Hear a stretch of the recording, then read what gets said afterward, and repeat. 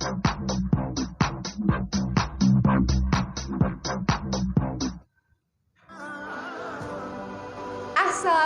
warahmatullahi wabarakatuh. Welcome to SSD 467 Podcast. First of all, let's send to our God so that we can attend gather here in good condition and happy situation. Secondly, my salawat and salam to our Prophet Muhammad sallallahu alaihi wasallam. Hi guys, I'm Nurul Istiqamah, today host, and my partner. Hello everyone, my name is Muhammad Ilham Anugrah Parno, as a leader of SSD 467. Hai Ilham, tahu nggak sih Hari Guru itu kapan? Ya udah pasti tahu dong, Hari Guru Nasional itu tanggal 25 November.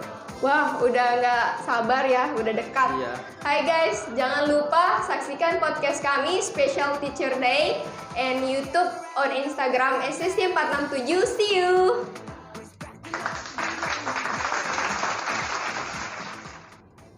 Ya.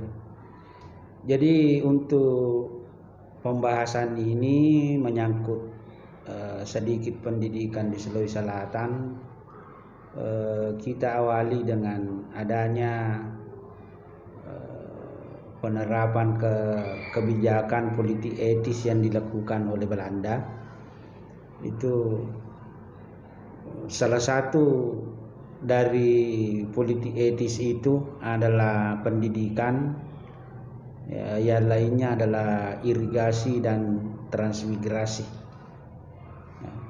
Selanjutnya untuk penerapan politik etis dalam bidang pendidikan ini, satu hal yang perlu diketahui bahwa pendidikan yang diterapkan oleh Belanda dalam politik etis ini, kalau kita lihat bukan tujuan utamanya meningkatkan sumber daya manusia Indonesia atau masyarakat Hindia Belanda. Kelihatannya tujuan dari politik etis ini adalah bagaimana Belanda menerapkan pendidikan untuk tetap menunjang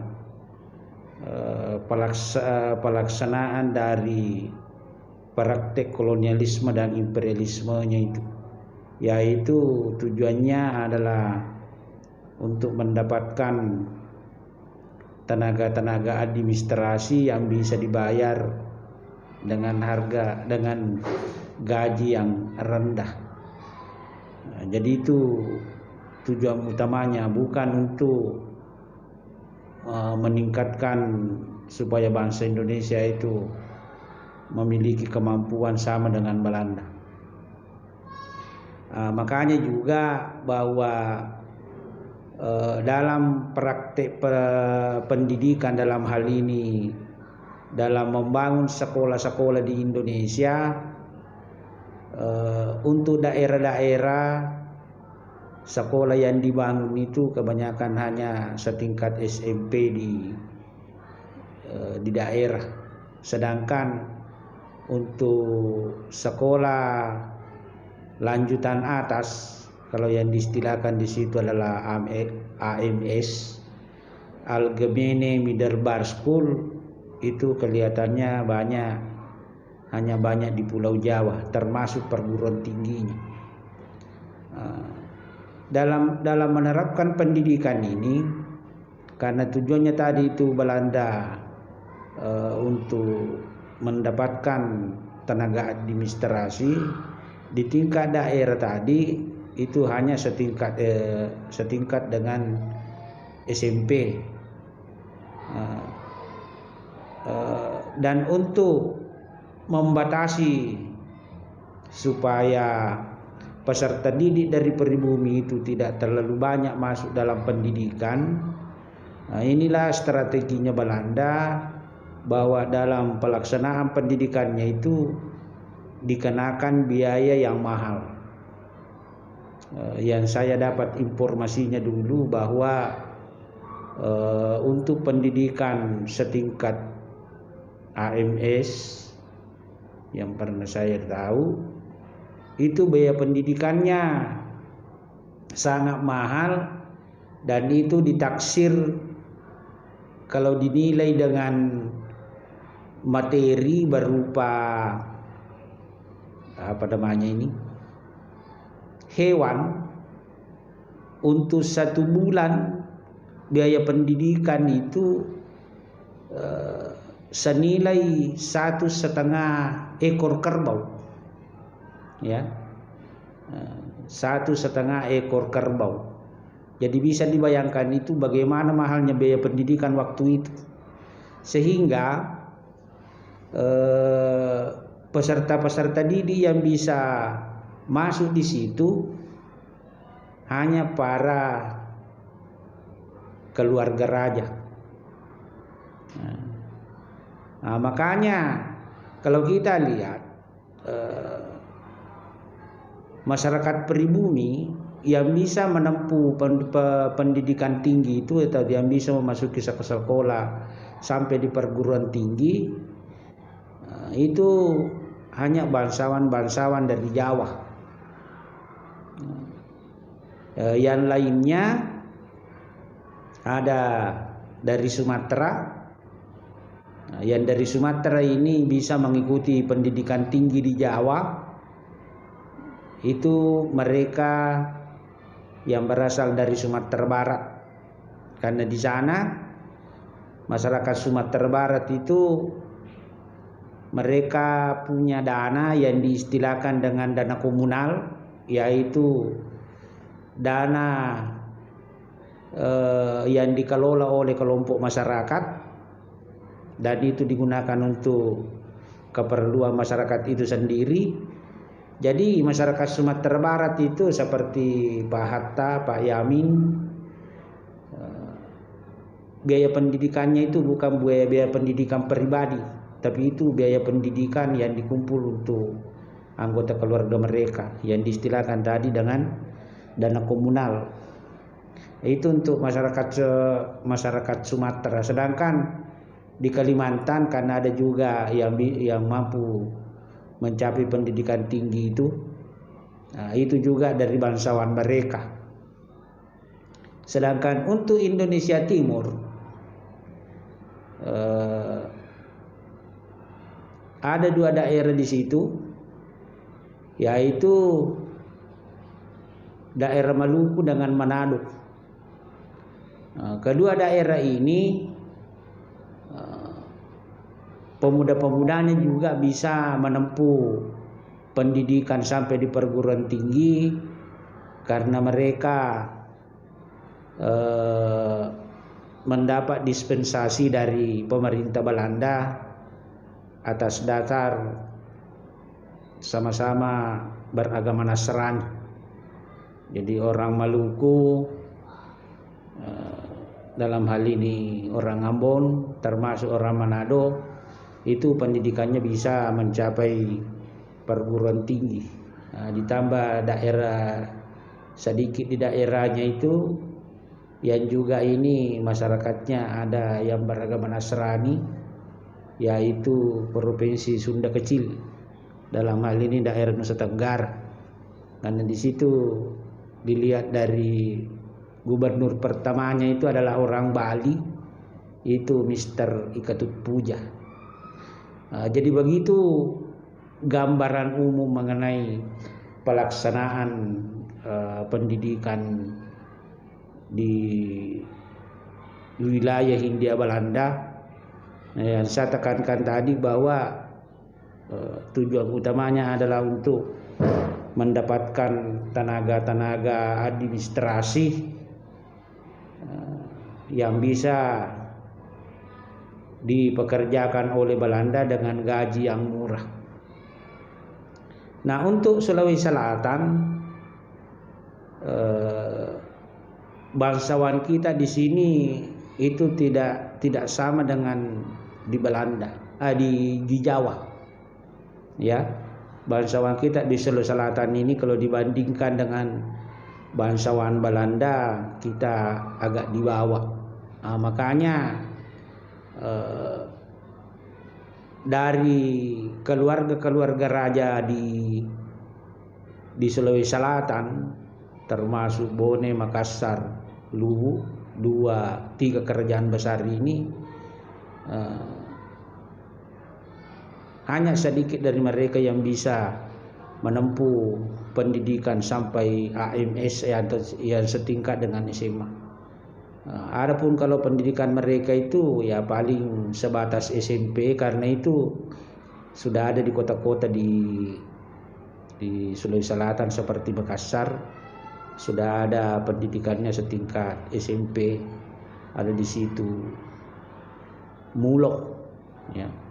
Mulo ini pendidikan setingkat SMP, dan di atasnya itu setingkat SMA yaitu AMS. Nah di Makassar saya tidak lihat ada pendidikan setingkat itu.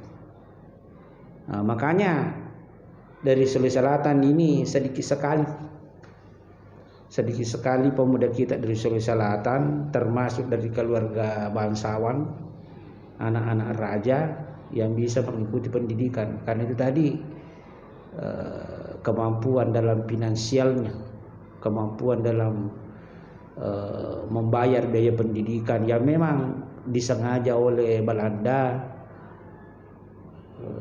menerapkan seperti itu supaya tidak banyak dari pemuda-pemuda kita yang bisa mengikuti pendidikan.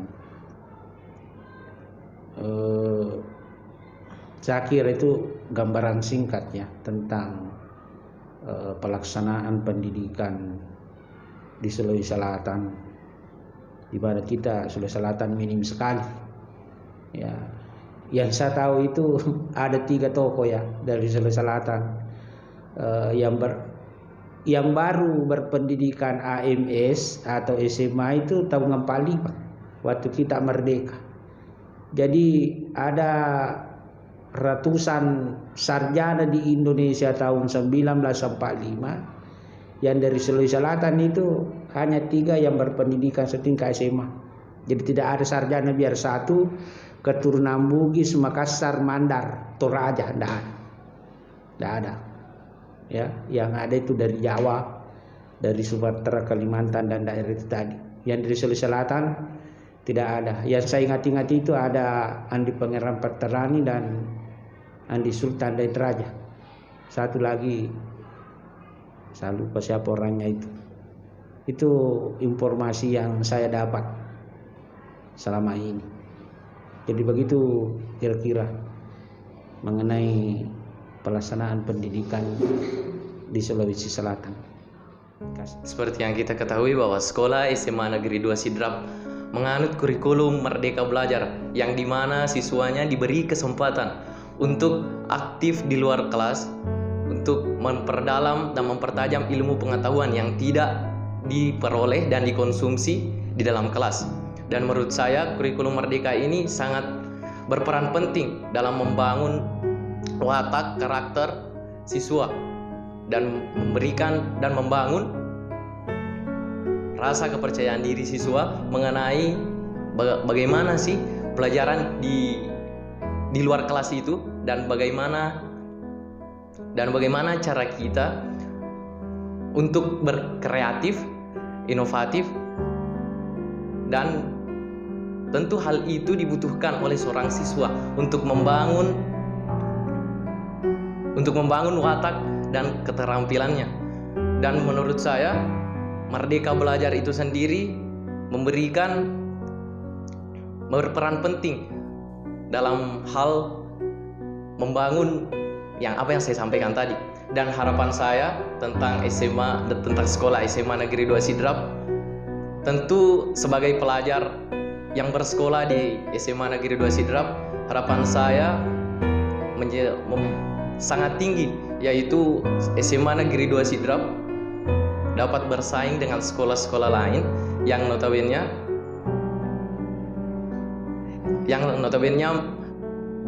lebih berkualitas dan prestasinya lebih dibanggakan jika memang ingin dibandingkan dengan sekolah kita.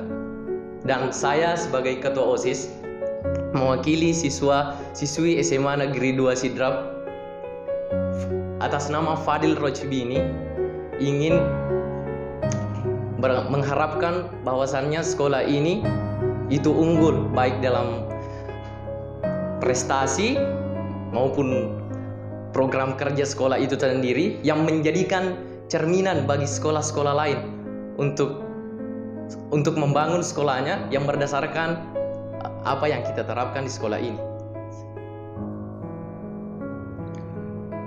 Assalamualaikum warahmatullahi wabarakatuh.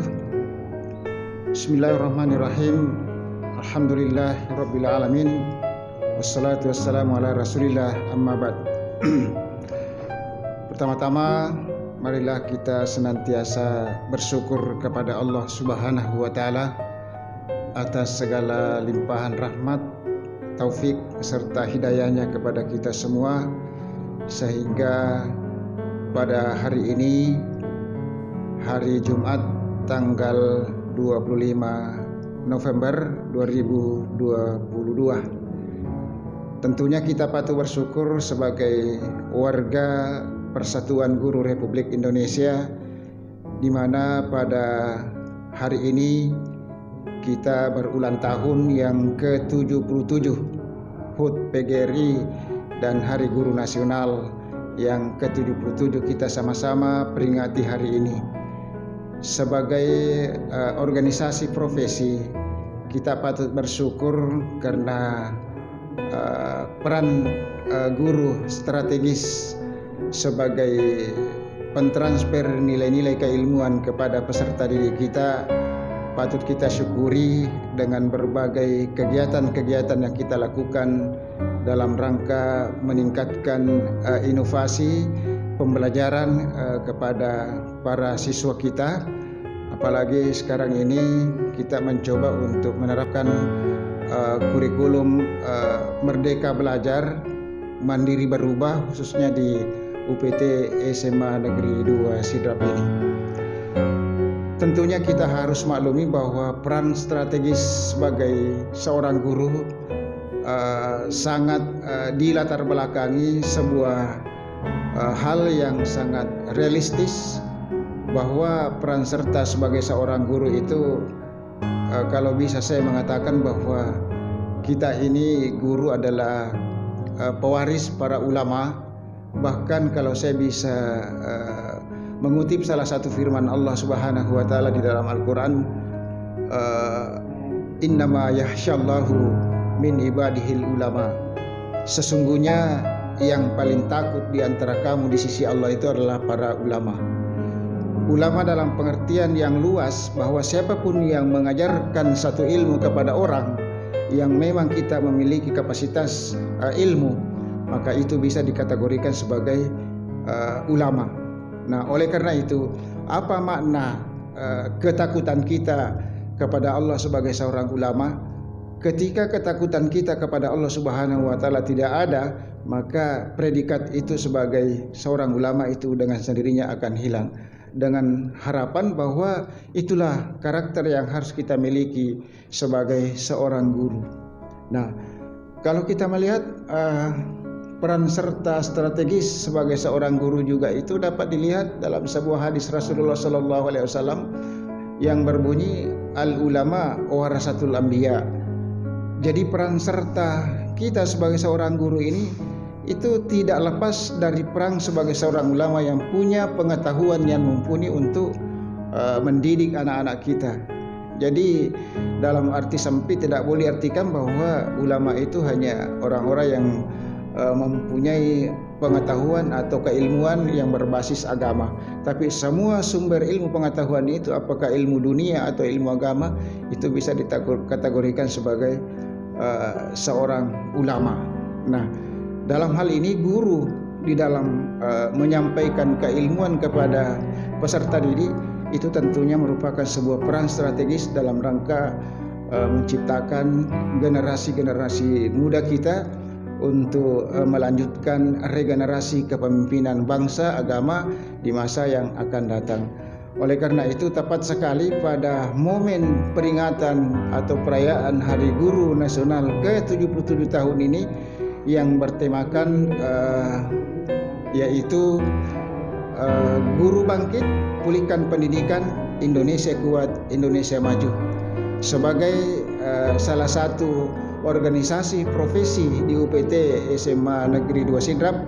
Saya selaku Ketua PGRI Ranting UPT SMA 2 Sidrap mengharapkan kepada kita semua guru-guru yang ada khususnya di UPT SMA Negeri 2 Sidrap untuk memegang peran strategis sebagai seorang guru untuk meningkatkan efektivitas dan efisiensi dalam pembelajaran kepada anak-anak kita dengan senantiasa mengacu kepada pengembangan inovasi dan kreativitas agar supaya siswa kita bisa berubah, bisa mandiri dalam meningkatkan kecerdasan yang mereka miliki. Saya pikir demikian yang bisa saya sampaikan pada kesempatan ini. Selamat Hari Guru dan Hari Ulang Tahun PGRI yang ke-77. Semoga guru bangkit, pulihkan pendidikan, bangkit Indonesia kuat. Terima kasih. Assalamualaikum warahmatullahi wabarakatuh. Hello everyone, my name is Ririn Anggraini. I am a member of SSC 467. Menurut saya, guru adalah orang yang mengajarkan kita sampai kita bisa mengerti apa yang diajarkannya. Dan guru adalah orang tua kita di sekolah. Guru adalah pahlawan tanpa tanda jasa. Ia sangat sabar mengajar kita walaupun ada sebagian siswa yang sangat bandel. Hello everyone, my name is Novi Junarti dari kelas 10-4. Guru adalah orang hebat yang bisa melahirkan karya bermutu. Tetapi guru yang bermutu dapat melahirkan ribuan orang-orang hebat. Assalamualaikum warahmatullahi wabarakatuh. Hey everyone, my name is Putri Ramadhani dari kelas 10-4. Guru adalah bagaikan penerangan di hidup semua orang. Tanpanya, kita bukan apa-apa. Guru membuka gerbang semangat kita untuk mencapai masa depan dan cita-cita dengan tutur katanya yang lembut dan kesabarannya memberikan kita ilmu. Hi everyone, my name is Nurzalwan Putri Haris. Guru adalah penghubung antara ilmu dan siswa. Guru pahlawan tanpa tanda jasa yang tanpa letih mengajari dan memperbaiki kesalahan yang dibuat para siswa. Guru orang tua saat di sekolah dan suatu panutan bagi siswa. Hi everyone, my name is Mila Akila. Menurut saya, guru adalah seseorang yang membimbing dan mengajar kita di sekolah. Dan gurulah yang memberi tahu kepada kami mana hal yang baik dan mana hal yang buruk. Selain itu, guru juga merupakan orang tua di sekolah. Assalamualaikum warahmatullahi wabarakatuh. Kita masih berada dalam momen Hari Guru Nasional. Ada dua hal yang perlu kita jadikan sebagai sebuah bahan renungan. Yang pertama, sebagai orang tua, dan kedua sebagai seorang guru. Karena pada hakikatnya anak-anak didik kita pun harus kita lihat dari dua sisi. Yang pertama, mereka adalah anak-anak biologis. Yang kedua, mereka adalah anak-anak ideologis. Sebagai anak biologis, maka tentu yang melahirkan mereka adalah orang tuanya. Dalam tubuh mereka mengalir darah yang merupakan hasil produksi dari orang tuanya. Makanya orang mengatakan bahwa anak-anak itu adalah darah daging kita. Tetapi mereka tumbuh dan berkembang bukan hanya dengan darah daging itu. Mereka juga butuh kepekaan dan pertumbuhan pada sisi-sisi jiwanya. Maka sebagai orang tua selanjutnya, gurulah yang akan menjadi orang tua ideologis bagi murid-muridnya.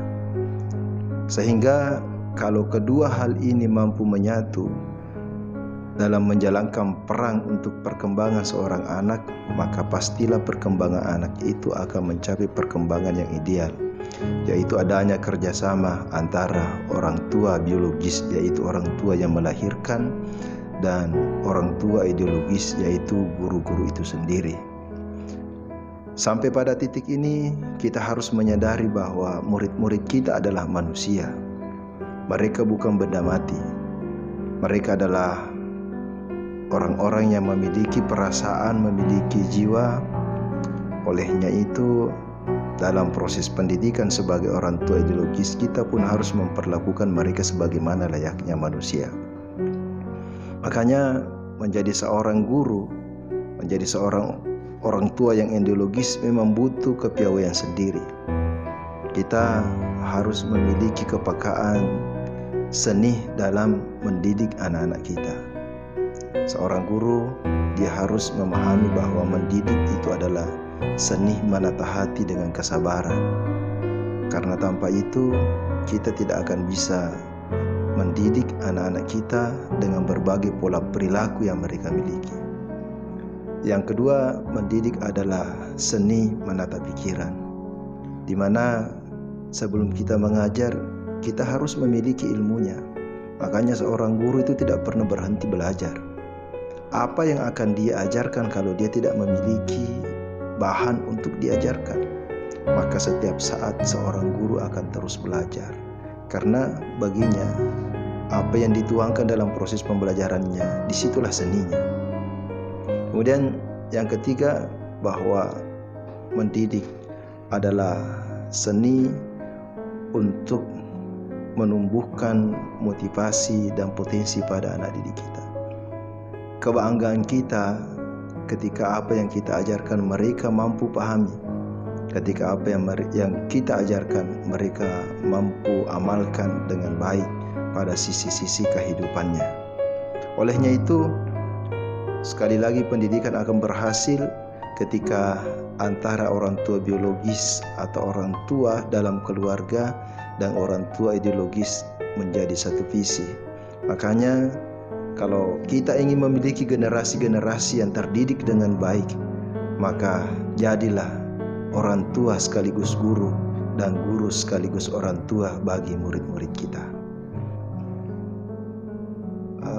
Merdeka Belajar yang kemudian salah satu implementasinya adalah adanya program guru penggerak.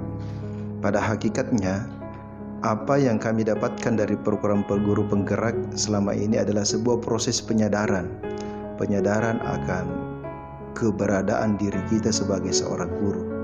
Makanya segalanya bermula pada memulai dari diri atau kesadaran diri, yang kemudian ujung pangkal kegiatannya adalah bagaimana menciptakan sebuah proses pendidikan yang berpusat pada peserta didik.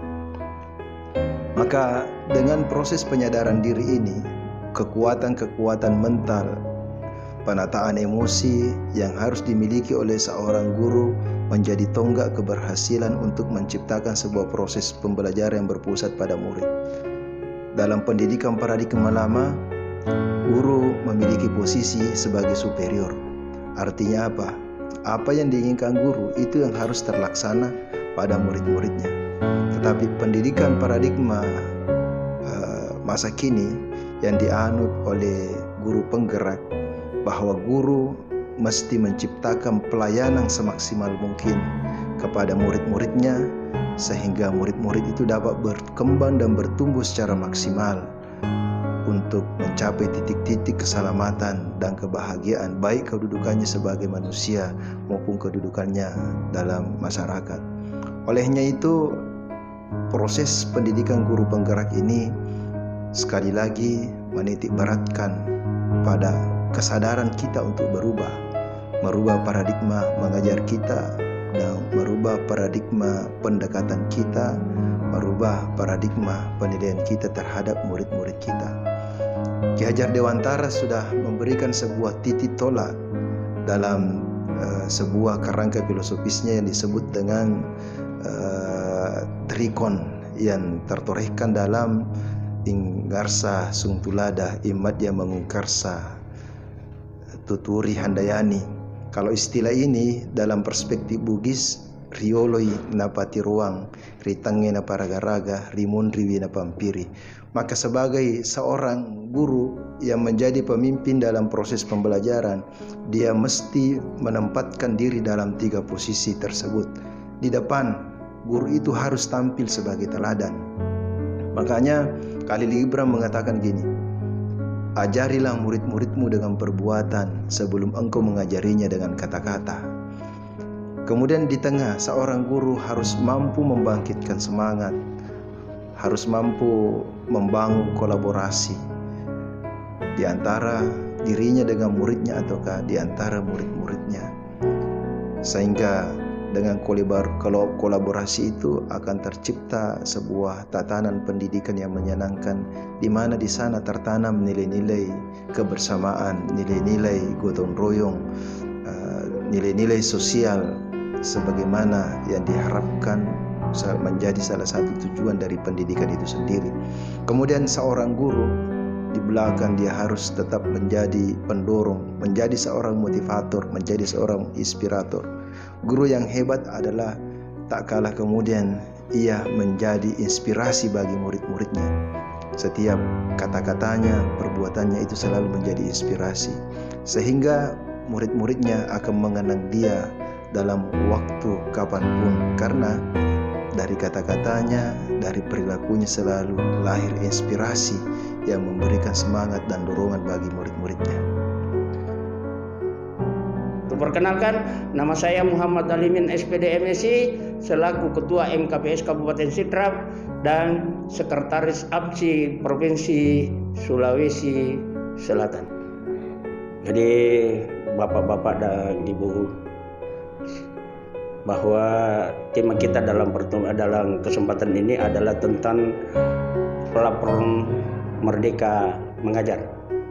Platform Merdeka Mengajar ini diperuntukkan kepada seluruh guru yang ada di Indonesia yang memiliki akun Belajar ID.